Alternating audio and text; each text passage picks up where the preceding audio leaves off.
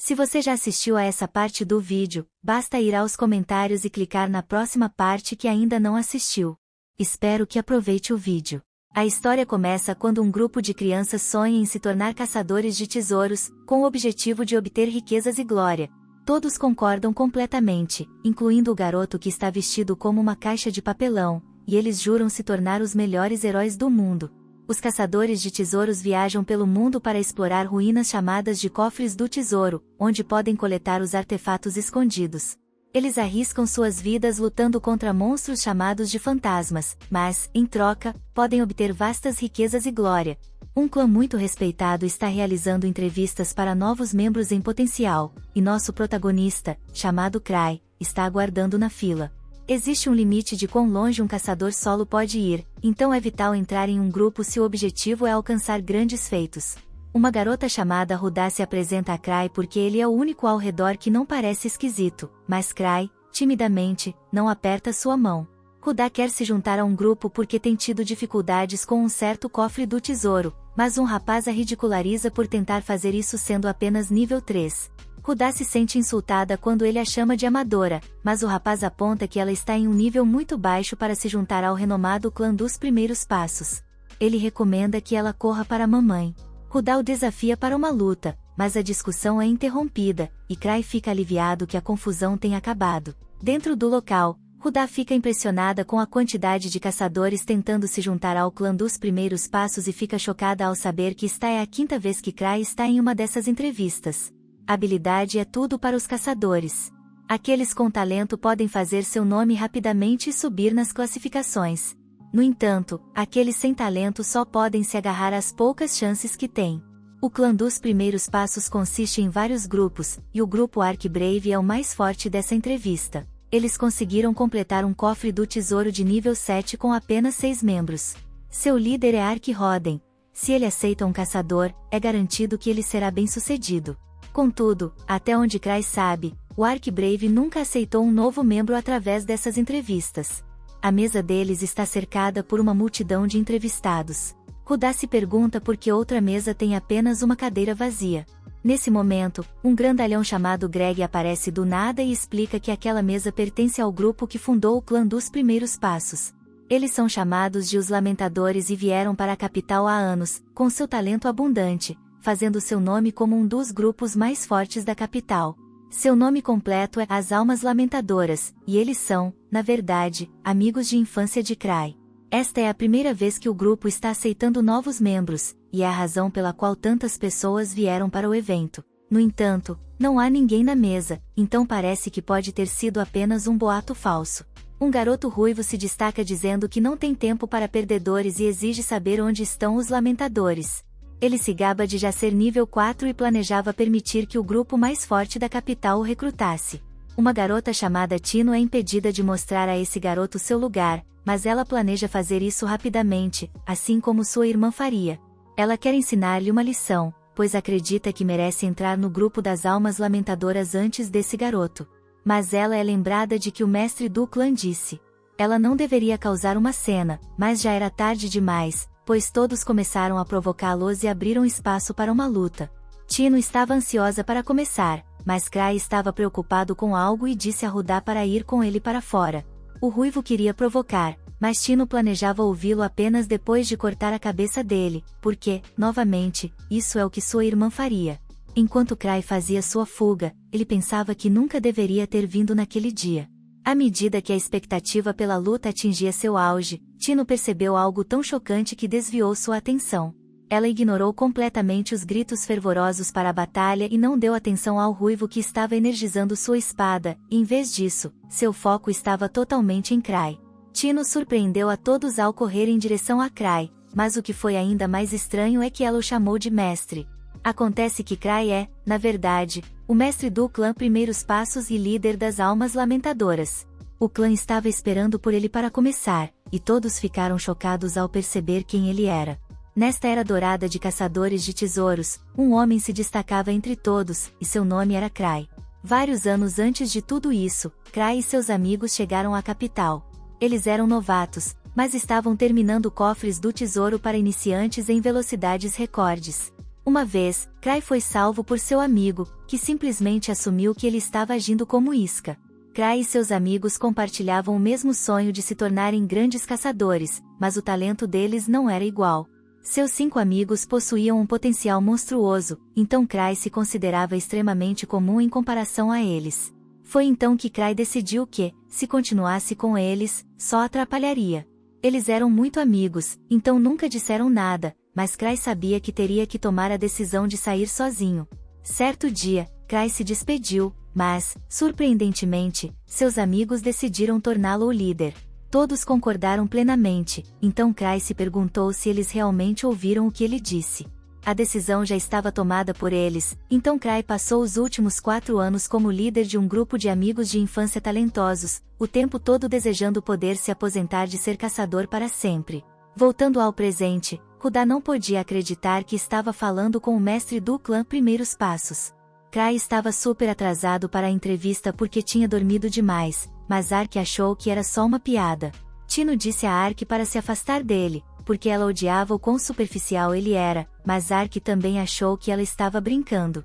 Ele elogiou Cry por ter diligentemente vasculhado a multidão, mas estava completamente enganado. Ark ficou impressionado com o fato de Cry ter ido disfarçado sem seu uniforme, mas, novamente, Cry explicou que ele realmente só tinha dormido demais. Tino já tinha perdido a paciência com Ark e queria que ele fosse removido do clã, mas ele é o líder do grupo Ark Brave. Tino é uma caçadora solo afiliada ao Primeiros Passos e é aprendiz da amiga de infância de Cry, chamada Liz. Cry disse que não havia espaço para novos membros nas Almas Lamentadoras, mas teve uma ideia. Ele se perguntou se o Ark Brave aceitaria um novo membro se ele o recomendasse. Ark confiava plenamente em Cry, então disse que aceitaria. Isso chocou todos na sala, pois o Ark Brave raramente aceita alguém, mas Ark disse que uma pessoa não faria mal. Cry ficou feliz por Ark ser um cara tão generoso, mas um dos membros do Ark Brave ficou furioso com a ideia de ter alguém forçado ao seu time. Tino, por sua vez, presumiu que ela acha que é ela quem ele vai recomendar, então fica muito grata. No entanto, se distrai quando o rapaz com mullet de antes quer se vingar, mas Cry diz para deixá-lo em paz. O garoto se apresenta como Gilbert, e Cry fica surpreso ao saber que ele faz parte de um grupo, mesmo sendo apenas nível 4. Cry consegue perceber que Gilbert não será um trunfo imediato, mas se tornará algo especial depois de receber treinamento de Ark e os outros.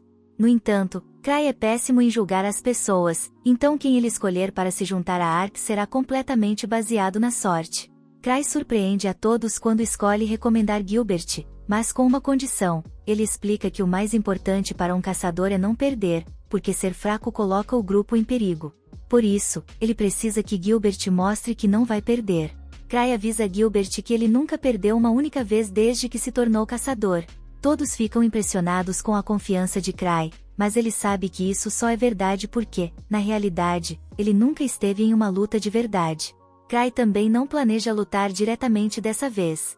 Ele torna as coisas ainda mais interessantes ao dizer que quem acabar com seu anel será a pessoa que ele recomendará para se juntar ao Ark Brave. Cry inicia a loucura entregando o anel a Gilbert, e Tino imediatamente acerta um chute no rosto do rapaz de mullet. O anel cai de suas mãos, e todos se perguntam se ele ainda está vivo. Todos enlouquecem tentando pegar o anel, e Cry diz a eles que, na verdade, é um artefato que podem ficar se conseguirem. À medida que o caos aumenta, Cry se despede das 2 pessoas que conheceu mais cedo e decide ir para casa. No dia seguinte, Cry descobre que foi parar na primeira página do jornal. Ele causou uma briga enorme que resultou na destruição total do local. A vice-mestra do clã, Ava, fala com ele, e Cry diz para ela usar os fundos do Ark Brave para pagar os reparos. Ava acha que Cry depende demais de Ark, mas Cry não vê problema nisso, já que Ark é um cara muito tranquilo. Cry também quer que Ark fale com a Associação dos Exploradores em seu lugar, pois não quer sair de casa sem escolta. Para piorar, seu artefato disfarce também foi destruído. O artefato, chamado Rosto Irreversível, permitia que ele tivesse qualquer rosto que quisesse. Ava garante a Cry que ninguém o atacará durante o dia, então ele decide ir à Associação dos Exploradores. Cry implora por perdão e se desculpa por causar tanto tumulto. O gerente da filial da associação, Gar, tenta acalmar Cry, que continua a se defender freneticamente e aponta que nenhum civil foi ferido. A assistente de Gar deseja que ele não repreenda Cry com tanta severidade, mas Gar lembra que nem disse nada ainda. Ele explica que, embora ninguém tenha formalmente reclamado sobre o incidente, clãs como Primeiros Passos precisam servir de exemplo para os outros caçadores, e ele não pode deixar Cry impune. A Associação dos Exploradores recebe muitas missões, algumas das quais pagam muito pouco. Outro problema é que algumas dessas missões são tão incrivelmente difíceis que ninguém as aceita. Os caçadores chamam essas tarefas de tarefas ingratas. Gar planeja punir Cry com uma dessas tarefas, e se irrita quando parece que Cry vai recusar. Mas Cry esclarece a situação aceitando o castigo, embora ressalte que o que ele fez desta vez nem foi tão. Cry folheia o livro de tarefas e planeja escolher uma fácil, que ele acabaria passando para Ark de qualquer maneira. Ele encontra a missão perfeita, de nível 3, e a chama de dever de recuperação de cadáveres. A garota comenta que, na verdade, é uma missão de resgate e lamenta que ele faça piadas sobre os caçadores não sobreviverem. Depois que Cry vai embora, Gar fica impressionado por ele ter escolhido a missão mais perigosa. Ao retornar à casa do clã, Cry fica chocado ao saber que todos os outros membros estão fora, ocupados com alguma tarefa. Tino revela que acabou ficando com o anel de Cry, porque não queria que mais ninguém o tocasse, e fica feliz ao saber que pode realmente ficar com ele. No entanto, ela é pega de surpresa quando Cry pergunta se ela está livre no momento, ao que ela responde, ansiosamente, que nunca esteve mais livre na vida. Tino claramente espera que ele a convide para um encontro, mas Cry só quer que ela faça a tarefa. Tino tenta fugir o mais rápido possível, mas Cry usa sua corrente para capturá-la. Tino nunca se sentiu tão decepcionada, já que só queria tomar um sorvete com Cry, mas, em vez disso, ele passou uma missão terrível para ela. O pior é que ela é apenas nível 4 e não consegue resgatar 5 pessoas sozinha. Tino sabe que Cry manda seus subordinados em missões onde quase encontram a morte para torná-los mais fortes, mas implora para que ele não exagere nesse tipo de treinamento espartano. Cry concorda que ela não deveria ir sozinha. Tino acha que isso significa que ele vai acompanhá-la, mas fica desapontada ao descobrir que ele simplesmente a colocou em equipe com os caçadores que ele conheceu anteriormente. Parte 2. Os amigos chegaram à Associação dos Exploradores, a sede dos Caçadores de Tesouros, mas Cry estava hesitante em entrar. Todos lembraram que foi ideia dele ir para a capital, mas Cry temia atrapalhar o grupo por se achar inútil. Luke, cansado de todo esse excesso de pensamento, invadiu a associação e declarou que era o maior espadachim do mundo, desafiando o lutador mais forte presente. Liz, de cabelos rosa, não queria que ele ficasse com toda a glória e se apresentou como a maior ladra do mundo. Cry só queria completar o registro, mas seus amigos estavam ocupados fazendo declarações. Luke disse a alguém que os verdadeiramente fortes não precisam de armas, e que essas palavras eram de Cry, o líder do grupo. Foi dito a Cry que precisariam registrar o nome e o brasão do grupo, mas eles nunca pensaram nisso. O atendente disse que era importante e que eles deveriam decidir com calma, mas Cry tinha outra ideia. Ele queria se vingar dos amigos por o terem feito líder e escolheu um nome que faria todos pensarem que eram fracos. Seus amigos ficaram chocados quando ele os chamou de as almas lamentáveis e escolheu um crânio como brasão. Eles lembraram que deveriam ser um grupo de heróis, mas um nome assim os faria parecer antissociais. Cry tentou usar essa oportunidade para se livrar de ser o líder, mas seus amigos acabaram gostando do que ele escolheu. Assim, o grupo foi oficializado, marcando o início de como Cry se tornou o renomado líder do clã mais forte. Voltando ao presente, o grandalhão ainda não acredita que Cry é o mestre do clã Steppes, apelidado de 1000 truques e nível 8. Tino exige que o grupo novato se curve perante Cry, mas ele pede para a garota exagerada se acalmar. Caçadores que atingem um certo status recebem nomes especiais da associação e são quase celebridades. 1000 truques é o título dado a Cry, conhecido como o caçador mais forte da capital, o que faz Gilbert duvidar de sua identidade. Tino diz ao garoto que ele está desperdiçando sua vida se não consegue reconhecer o poder de Cry, e afirma que não pode trabalhar com esses perdedores. Ela odeia caras que só falam, mas Cry pensa que ele também é um desses. Ele não se considera o mais forte da capital, só ficou conhecido assim porque seus amigos gritaram para todos ouvirem. Gilbert se recusa a formar grupo com Tino, pois não quer ouvir alguém que, segundo ele, mente sobre ser nível 8. Greg tenta alertá-lo sobre com quem está discutindo, mas Gilbert não consegue acreditar que Cry é o líder do grupo mais forte. Uma discussão começa entre os novatos, e Cry decide desistir de tentar convencer Gilbert. Craig e Rudá estão a bordo, então Cry diz a Tino para buscar outro membro da guilda, se precisar. Tino tenta esperta e sutilmente escolher Cry, mas ele a impede rapidamente.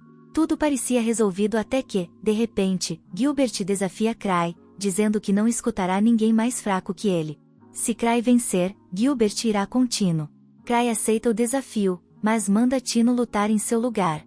Tino, ansiosa, aponta que o garoto foi rude com o mestre, então é hora de aplicar o castigo divino sobre ele.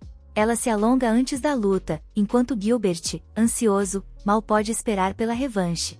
Ele insiste em lutar contra Cry depois, mas Cry duvida que ele consiga sequer derrotar Tino. Para choque de Gilbert, Tino também é nível 4, assim como ele. Ela admite que é lixo comparado a Cry, mas está confiante de que vencerá facilmente. Tino até decide se conter para não acabar matando Gilbert por acidente. Os outros novatos ficam um pouco preocupados, já que ladrões não são os melhores em combates diretos.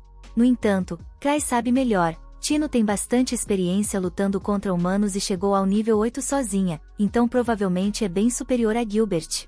Ainda assim, Cry fica um pouco preocupado com a relíquia de Gilbert, chamada de espada peroral, que pode virar o jogo a favor dele.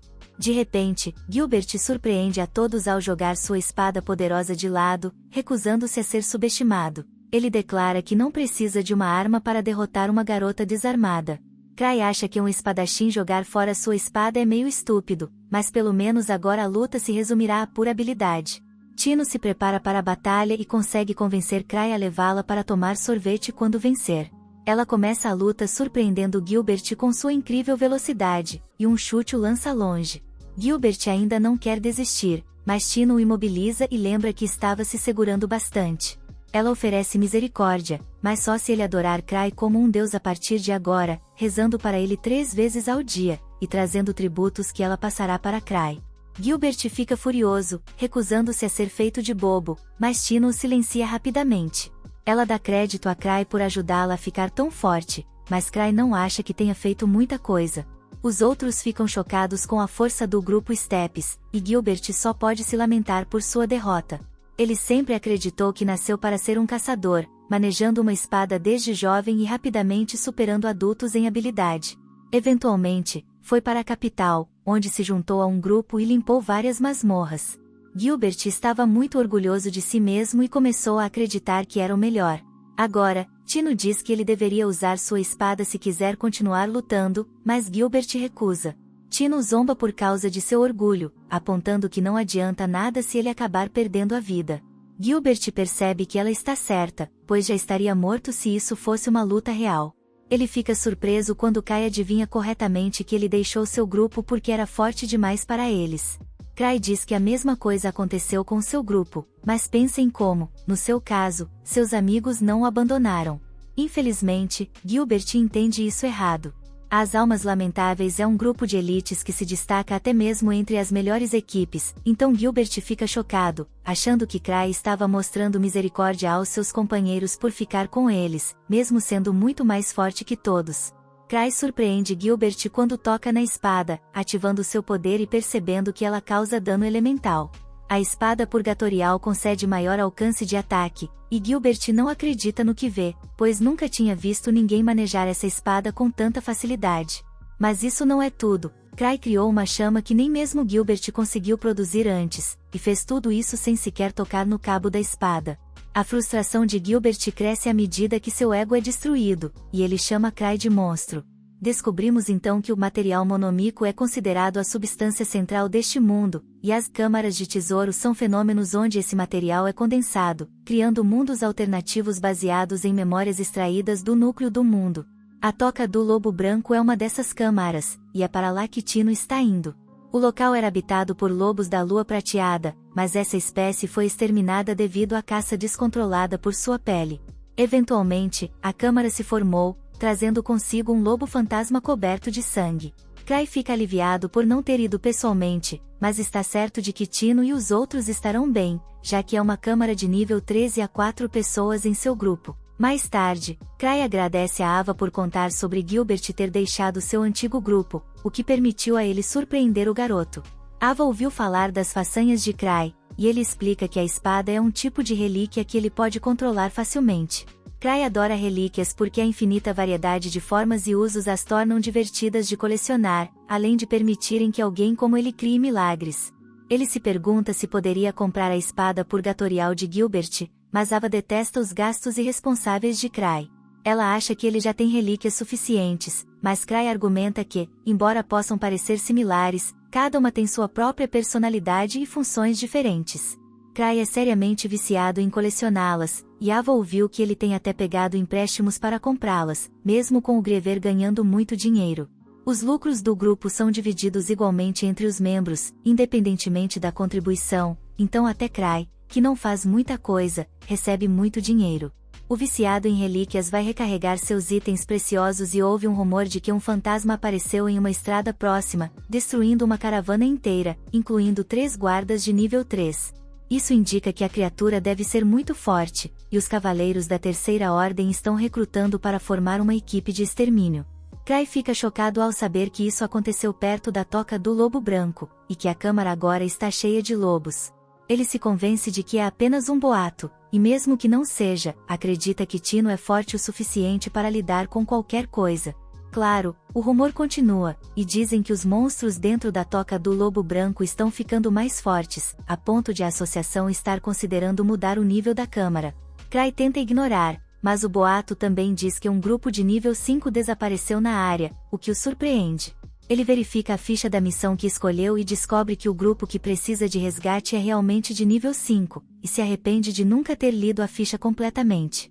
As pessoas com quem ele conversa ficam chocadas ao saber que Crai enviou Tino, de nível 4, para uma câmara onde grupos de nível 5 desapareceram, mas Crai diz que será um bom treinamento para ela. Ele tenta tranquilizá-los mencionando que enviou 3 aventureiros com ela, mas eles ficam horrorizados ao saber que o grupo improvisado sempre achou que os rumores assustadores sobre os testes que Crai fazia seus membros passarem não eram verdadeiros, mas agora está claro que esses testes são o que fazem dos Grievers o grupo mais forte. Crai começa a entrar em pânico, temendo que tenha enviado o grupo para a morte, mas novamente se convence de que eles ficarão bem. Gilbert é bem forte e também tem uma relíquia poderosa. No entanto, Crai se lembra de que o poder da espada foi completamente esgotado e só pode imaginar se Gilbert a recarregou antes de partir. Enquanto o grupo se aproxima da Toca do Lobo Branco, eles começam a perceber o quão perigosa é a missão. Tino revela que até escreveu seu testamento antes de sair. Rudá conclui que Crai sabia que havia algo errado na caverna, por isso os enviou para lá. Tino também acredita nisso, convencida de que a composição aparentemente aleatória do grupo foi, na verdade, planejada por Crai. Ela diz que ele planejou cada detalhe, mas os outros se recusam a acreditar, já que todos se conheceram apenas no dia anterior. Além disso, Gilbert só se juntou ao grupo por uma decisão de última hora. Gilbert, então, se lembra de que Crai sabia até mesmo porque ele deixou seu antigo grupo, percebendo que ele manipulou toda a situação desde o início. Tino acrescenta a lenda de Crai, explicando que ele tem vasto conhecimento sobre todas as aventuras na capital, e que para ele é fácil prever as ações e pensamentos das pessoas. Rudá acha isso difícil de acreditar, mas Greg lembra que Crai até previu o que aconteceria na entrevista. Cada detalhe que ocorreu foi premeditado. Tino tenta acalmar o grupo, dizendo que, independentemente do que aconteça, faz parte dos cálculos de Crai. Ela tem certeza de que ele nunca os enviaria para uma missão impossível. Infelizmente, eles estão completamente enganados. Crai, na verdade, os enviou para uma missão impossível e espera que desistam quando a coisa ficar difícil, embora saiba que Tino não desistirá facilmente. Como ninguém responderá a pedidos de ajuda naquela hora do dia, Crai decide que terá que ir pessoalmente. Enquanto isso, o grupo fica aterrorizado ao encontrar um poderoso fantasma. Não é um lobo comum, já que está equipado com armadura e até mesmo uma espada. Tino acredita que isso é mais um dos lendários testes que Crai está fazendo passar, enquanto Crai, desesperado, procura relíquias para ajudá-lo a impedir que o grupo entre na caverna. Ele tenta pegar o máximo de relíquias possível, mas algo em um cofre chama sua atenção. Ava percebe o que ele está fazendo e pergunta, mas Crai apenas responde que vai dar um pequeno passeio. Ava nota que ele está preocupado com o grupo, mas fica surpresa ao ver que ele está até levando algo chamado lodo de árvore do mar. Crai nega possuir esse item, pois isso violaria a lei imperial. No entanto, ele pensa em como todas as relíquias que poderia usar para atacar estão sem mana, então precisa levá-lo como último recurso. Ava se pergunta se Crai deveria levar alguém com ele, mas a relíquia de viagem de Kai só funciona para uma pessoa. Crai então ativa a relíquia e decola pelos céus. Isso preocupa Ava, pois essa é a mesma relíquia envolvida no temido incidente do míssil humano. Chamada de Nightker, a relíquia é incrivelmente perigosa, pois não tem freios, não pode pairar ou ser controlada. Basicamente, é defeituosa. Parte 3. Pouco mais de uma semana após a criação das Almas Enlutadas, a lendária espada divina do Ruivo, chamada Lâmina do Testamento, foi quebrada, e ele não podia acreditar. Os outros comentaram que era praticamente uma espada de madeira, e não tinha chances contra o Ciclope que haviam acabado de enfrentar. Um aventureiro bêbado duvidou da história e os ridicularizou, dizendo que haviam fugido da besta. As garotas das Almas Enlutadas então mostraram o olho do Ciclope ao bêbado, que quase se urinou de medo. Voltando ao presente, o grupo de Tino finaliza a luta contra o monstro lobo. Um monstro tão poderoso não deveria ter aparecido ali, e tiveram sorte, pois era o único. Os outros perguntam por que Gilbert não usou suas chamas, e ele explicou que estava sem mana. Gilbert percebeu que Crai havia usado toda a mana, e revela que não consegue recarregá-la sozinho. Os outros sugerem que deveriam recuar, pois as pessoas que deveriam resgatar provavelmente já estavam mortas, mas Tino se recusa. Ela explica que não estão ali para recolher cadáveres e que aquelas pessoas ainda estão vivas. Tino declara que as decisões do mestre são infalíveis e que esgotar a mana da espada purgatória fazia parte de seu plano. Ela deduz que Crai simplesmente não quer que dependam de relíquias. Eles finalmente chegam à toca do lobo branco e percebem que os lobos lá são muito maiores do que o normal. A toca foi feita para os lobos originais, que eram bem menores, então os grandes lobos estavam apertados lá dentro. Isso significava que seria melhor lutar dentro da toca, onde os lobos teriam menos espaço. Gilbert planeja ser o primeiro a entrar, mas Tino o insulta várias vezes, chamando-o até de idiota. Ela diz que é seu dever manter todos vivos, e que avançar assim é a coisa mais estúpida que já ouviu. Crai obviamente estava testando suas habilidades como líder, então ela precisava garantir que ninguém se sacrificasse. Tino decide que as garotas atrairiam os monstros, já que são mais ágeis, e os garotos atacariam a retaguarda. Como líder, ela se recusa a deixar que alguém se sacrifique como escudo. Enquanto isso, vemos Crai voando pelos ares, com um pensamento muito diferente do de Tino. Ele só espera que ela esteja viva e quer que ela use o resto do grupo como escudos de carne, se for necessário. O grupo de Tino entra na batalha, mas os oponentes são consideravelmente mais fortes. No entanto, eles têm uma vantagem: o trabalho em equipe. O grupo vence a primeira luta, e Tino se sente aliviada por os inimigos não terem noção de cooperação. A batalha continua, com mais monstros aparecendo, e Tino reflete sobre como seu pequeno grupo improvisado não é tão ruim assim. Gilbert fala demais, mas é forte. Rudá é excelente em localizar inimigos, e Greg tem muita experiência e sabe coordenar bem.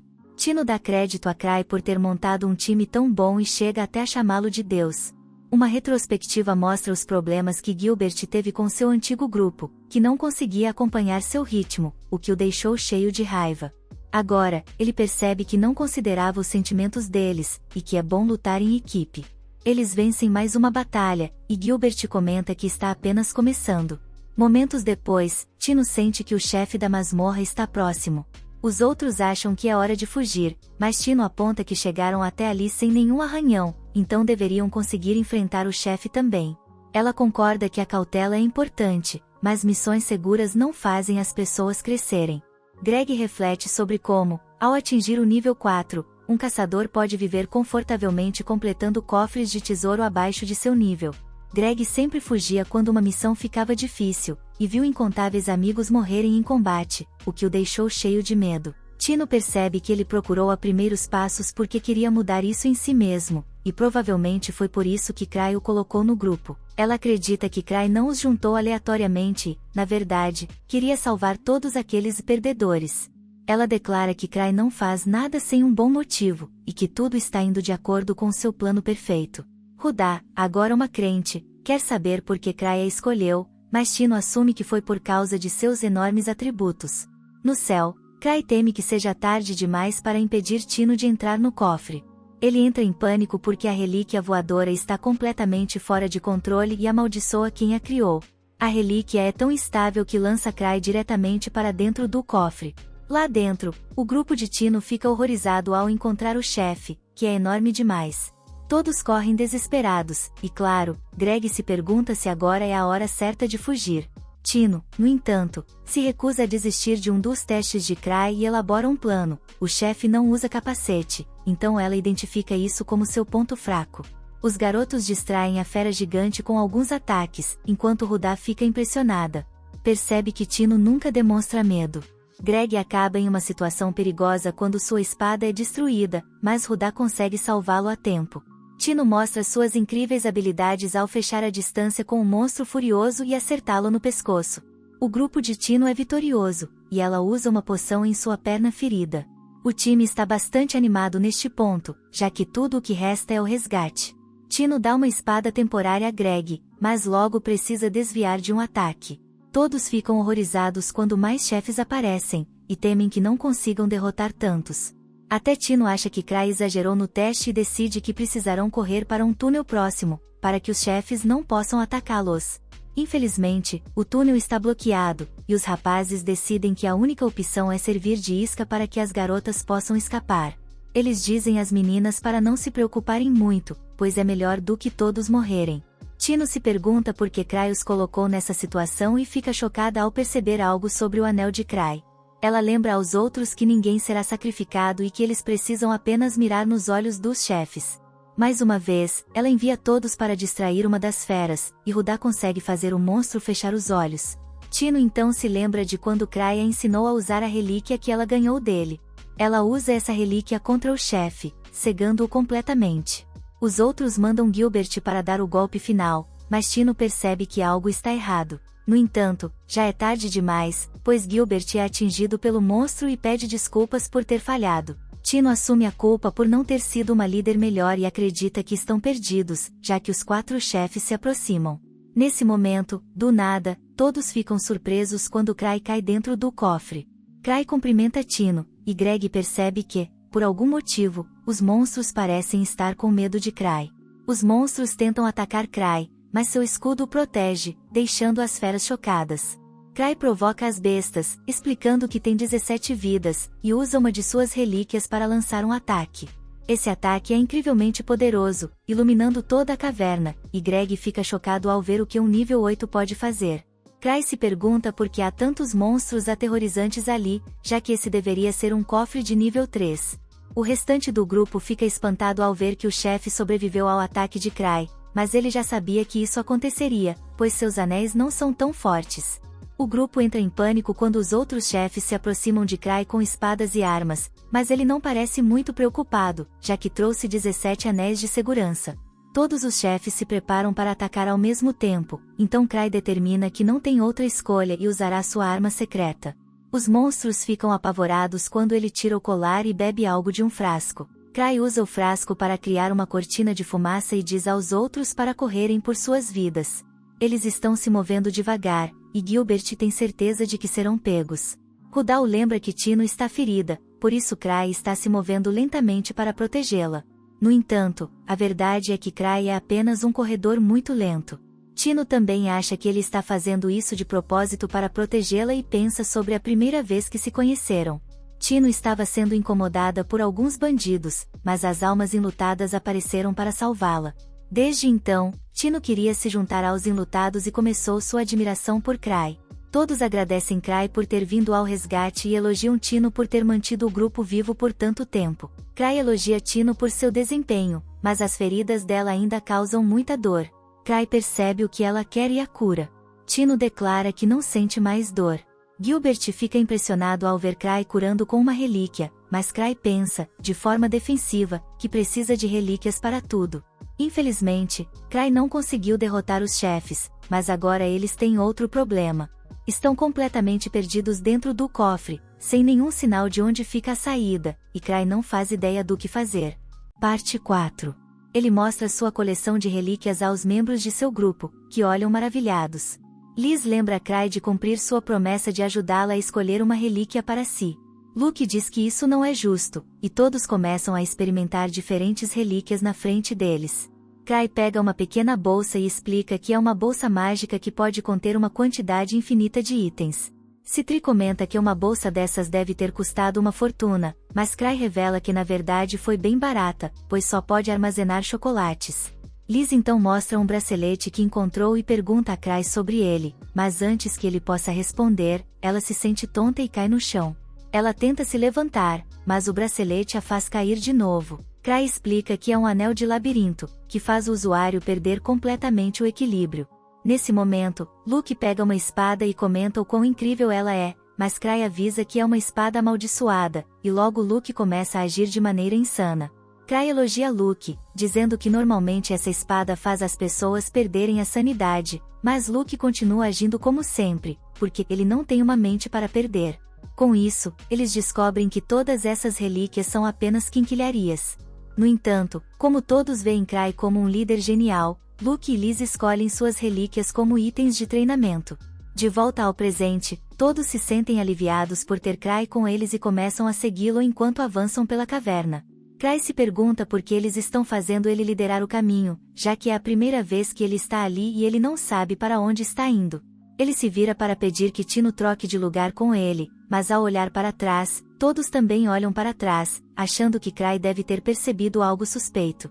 Depois disso, continuam andando, e Cry se pergunta se Tino está chateada com ele e se deveria se ajoelhar e pedir desculpas. No entanto, Gilbert intervém e pergunta se estão indo em direção à saída. Cry pensa em como também gostaria de ir para a saída, mas ele não sabe o caminho. Antes que ele possa responder, Tino diz que tem uma ideia vaga da disposição da caverna a partir do mapa que viram antes de entrar, e que, de acordo com isso, não há como aquele caminho levar à saída. A garota, sem noção, acha que Cry está testando eles e diz que, se quiserem encontrar a saída, terão que voltar à sala do chefe.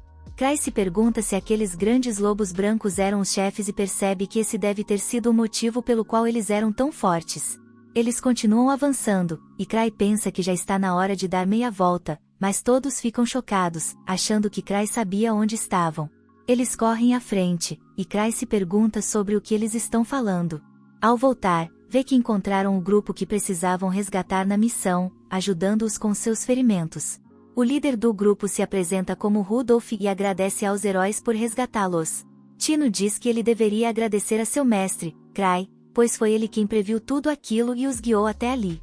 No entanto, Cry diz que foi tudo coincidência, o que faz todos comentarem que ele é muito humilde. Rudá diz que eles reabasteceram a mana com poções, mas ainda precisam de algo para comer se quiserem recuperar a saúde.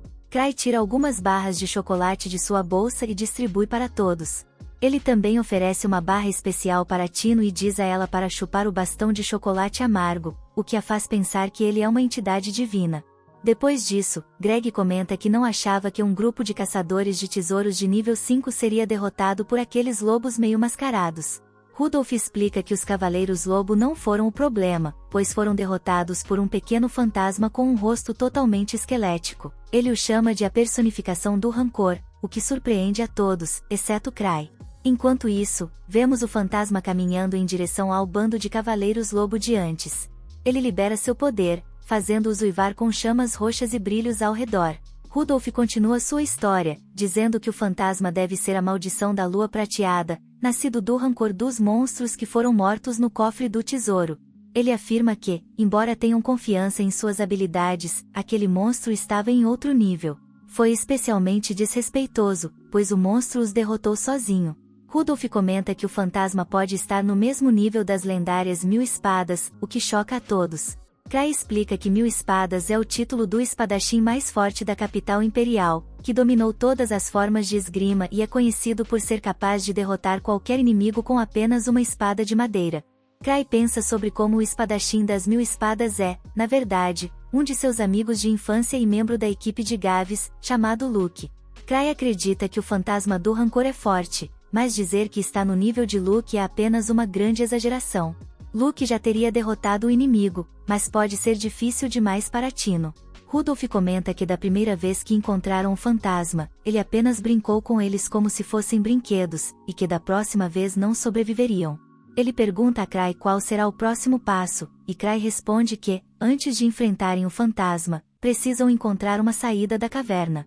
No entanto, Tino é a líder nesta missão, então eles devem seguir suas ordens. Tino diz que não é nada comparada a ele, mas Cry afirma que a ajudará se for necessário, enquanto pensa consigo mesmo que está com muito medo de liderar o caminho. Isso dá confiança a Tino, e ela diz que agora pode correr bem, pois sua perna está curada. Contudo, Cry a lembra de que tem membros feridos, então devem ser cuidadosos. Na verdade, ele sabe que eles simplesmente não conseguiriam acompanhar a velocidade dela se começasse a correr de verdade. Rudolph diz que, se encontrarem o fantasma, ele agirá como um escudo humano e pede aos outros que escoltem seus amigos até a capital se isso acontecer. No entanto, um dos membros de seu grupo o interrompe, dizendo que ele será o escudo humano em vez de Rudolph. Tino declara que não tem intenção de deixar ninguém para trás e que, enquanto seu mestre estiver com eles, tudo ficará bem. Nesse momento, ouvem os uivos dos lobos à distância e se perguntam se estão se aproximando. Cry verifica seus anéis e percebe que só tem 5 anéis de segurança sobrando, o que significa que, se for atingido pela 6ª vez, cairá de verdade. Seu anel de disparo também não parece estar funcionando, e ele perdeu o Slime Theia Tree. Além disso, deixou cair a espada relíquia que estava presa em sua cintura no caminho, e se pergunta se desta vez está realmente em apuros. Enquanto isso, vemos uma figura mascarada caminhando pela névoa na caverna, enquanto Gilbert e Greg ficam de guarda para possíveis ataques dos lobos e do fantasma. Nesse momento, Tino sente algo poderoso se aproximando, e Rudolph também se prepara para atacar, mas Cry se posiciona na frente deles. Ele pensa que, se usar o Night Hacker para se lançar como um míssil, perderá uma vida, mas pode ajudar a derrotar o fantasma com um ataque surpresa. Logo, o fantasma se revela na névoa, com chamas roxas ao seu redor. A visão faz Rudá e Gilbert ficarem apavorados, e Tino se esconde atrás de Cry, mas logo percebe a figura mascarada de antes, o que a deixa ainda mais apavorada. Ela se agarra à capa de Cry e implora por ajuda, dizendo que será uma boa garota e dará o seu melhor, pedindo a Cry que a salve desta vez. Cry então se pergunta por que uma garota mascarada está ali. O fantasma olha para trás para ver quem está ali, e a garota mascarada desaparece e chuta o fantasma com força. Descobre-se que a garota é, na verdade, Liz, do grupo Almas Lamentáveis. Ela se aproxima de Cry e pergunta se aquele era um novo membro deles, e Cry responde que obviamente não era, pedindo para ela tirar a máscara. Liz lhe devolve a espada relíquia que ele havia perdido no caminho, enquanto os outros se perguntam quem ela é. Isso deixa Liz muito irritada, e ela questiona como eles nunca ouviram falar do grupo mais forte de todo o Império, pensando se eles são impostores. Liz estava triste porque, quando foi à capital procurar por Cry, lhe disseram que ele estava nesta caverna. Liz fica constrangida por causa de sua aprendiz e vai até Tino para repreendê-la. Gilbert tenta defendê-la, mas Liz o chuta para outra dimensão. Ela então se desculpa com Cry por ter uma aprendiz tão patética e inútil. Depois, volta a repreender Tino, fazendo-a se sentir mal por ter nascido. No entanto, Cry a defende, dizendo que ela cumpriu sua missão e foi uma líder decente. Isso faz Liz se acalmar um pouco, e ela diz a Tino que, afinal, ela tem talento, mas falta-lhe motivação e a vontade de morrer por seus objetivos. Nesse momento, o fantasma se levanta e invoca um dos Cavaleiros Lobo, armado com uma metralhadora, assustando a todos. O lobo dispara uma chuva de balas contra eles, mas Liz suspira e comenta que, por causa de Tino, todos acham que ela também é fraca. Então, Liz usa sua velocidade impressionante para pegar todas as balas e empilhá-las no chão ao seu redor em um padrão. Todos ficam realmente impressionados com isso, e Liz comenta que armas antigas como essas não significam nada para ela, sendo triviais. Ela então caminha até o Cavaleiro Lobo e diz que, com ou sem armadura, eles são apenas monstros de experiência, XP, que podem ser derrotados de qualquer forma que se queira. Em seguida, ela destrói o monstro com um único ataque. Após isso, o fantasma ataca com sua espada, mas Liz agarra com os dedos e diz que espadas também são inúteis. Ela pode pegá-las, quebrá-las e até brincar com elas. Ela se pergunta por que Tino não consegue fazer o mesmo enquanto chuta o fantasma para o ar e depois o arremessa ao chão com um soco. Então, ela se posiciona sobre ele e bate nele até que o fantasma se transforme em um verdadeiro espírito. Depois que Tino chora por causa das duras palavras, Cry começa a se sentir mal por ela.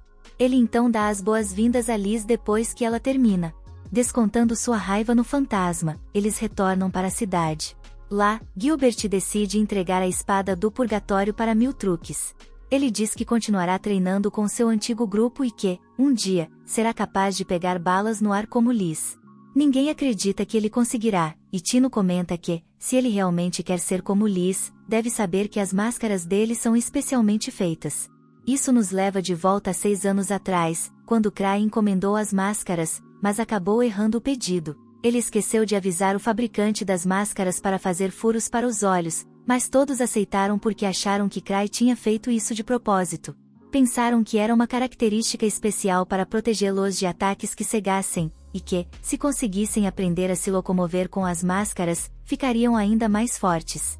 De volta ao presente, Cray parece estar procurando algo e comenta que não consegue encontrar em lugar nenhum. Ele sai de casa e apenas espera esquecer isso. Obrigado por assistir ao meu resumo, inscreva-se no canal para mais vídeos.